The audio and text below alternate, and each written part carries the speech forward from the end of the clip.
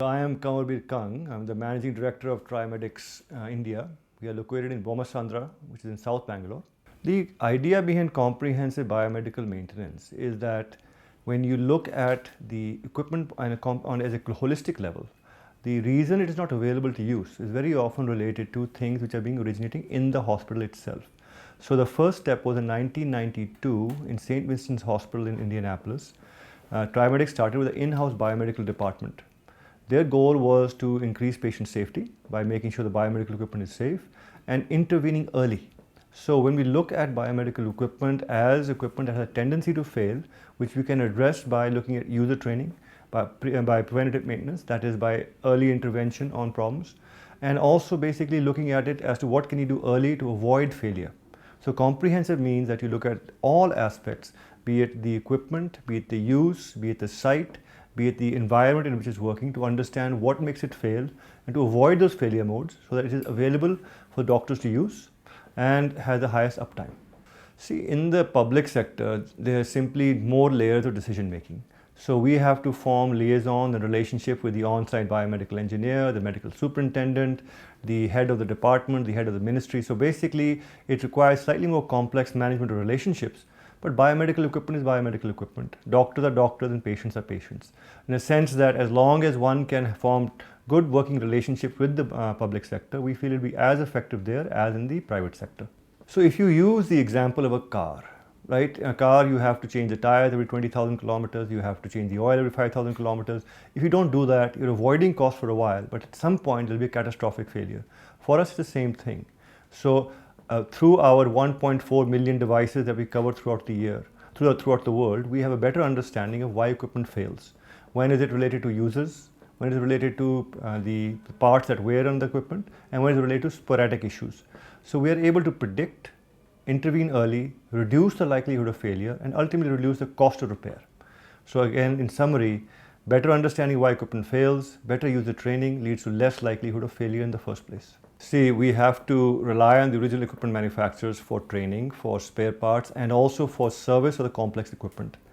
And so it's a relationship. Because obviously we're stepping into a work that they feel that they could be doing. So we have to, firstly we have to inform them that our objective is their objective, which is to serve the doctor. And so once we have an alignment with the OEMs, they understand that yes, we are doing some service that their engineers could do, but by being in-house, by being somebody who is able to actually see the likelihood of failure and reduce the likelihood of parts failing, we are serving their benefit also. Because equipment that's on CMC, by our being in the house, if we should be able to help them reduce their costs. But more importantly, if you look worldwide, we have 600 suppliers in India. We have many more worldwide.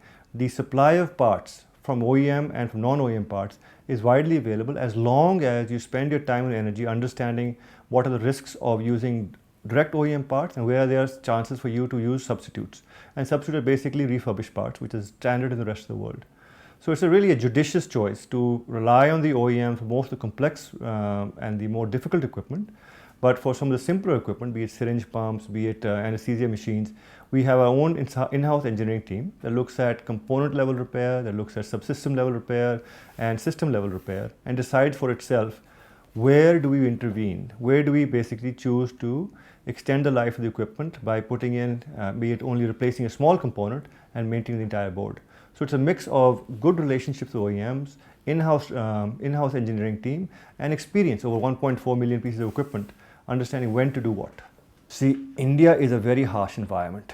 India, with our high incidence of air pollution, with our high variation in humidity, with our settings in which rats, mice are a common incidence in basements and our hospitals, India is a very harsh environment. So we have to be very diligent, particularly in terms of maintaining the environmental conditions under which this equipment works well, which is the control of humidity, control of the air, and also to make sure that if there are other such things such as rats and mice and dust, that we are able to sense that and able to do enough preventative maintenance to take that material out of the equipment before it causes failure.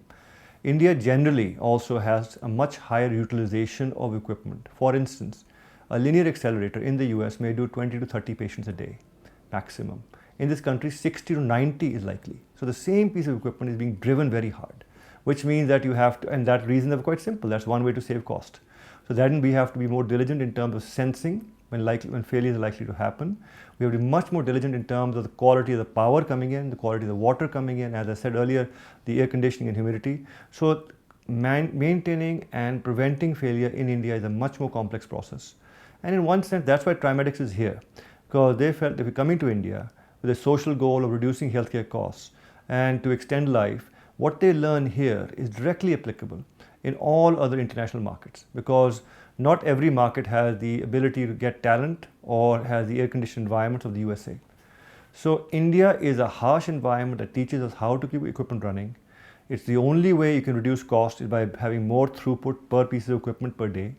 And our experience over the last 3 years has shown with good preventative maintenance, early intervention, user training, you can actually reduce the incidence of catastrophic failure and therefore cost. See, I've already told you that the environment for medical equipment is harsh in India. But more so than that, as a company that's basically a service company, driven by employees who have certain training, the ability to find that talent that has the service mindset, that's the willingness to work at any hours to service the customer's need, that is able to think beyond the existing competence and self-learn has been the hardest challenge. We've had to bring in people where the degree is not so important. It's a willingness to work and willingness to learn that's more important, because every day they're climbing a skill ladder. They come in as apprenticeships and they go to being able to work under supervision, then independently.